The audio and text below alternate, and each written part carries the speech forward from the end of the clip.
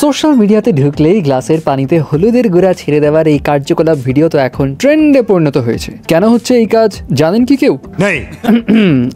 এই ট্রেন্ডের পিছনের কাহিনীটা কি, কেন এই গ্লাসে হলুদ ছেড়ে দেওয়া এত ভাইরাল, আমি আপনাকে জানাচ্ছি। দেখেন, যদু মধু কদু সবাই একবার হলেও এই ট্রেন্ডটা ফলো করতে চাচ্ছে, ভাবছে কতই না অ্যাস্থেটিক জিনিসটা।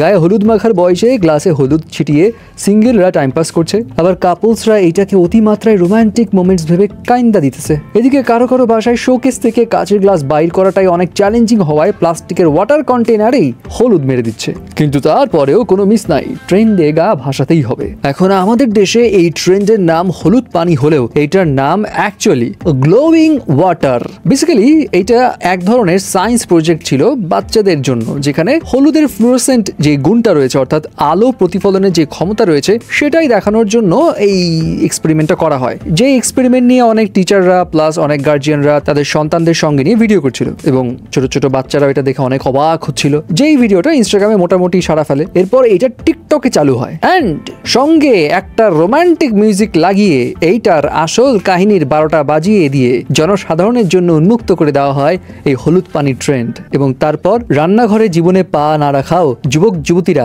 আজকে চিরুনি অভিযান করে হলুদের কৌটা রান্নাঘর থেকে বের করে এনে নিজেদের বেডরুমে রাখছে আর ভিডিও করে বেড়াচ্ছে। যাই হোক, বাজারে হলুদের তীব্র সংকট শুরু হবার আগে আপনিও সেরে ফেলুন এই ট্রেন্ড, দেশ ও জাতিকে উদ্ধার করুন। ধন্যবাদ।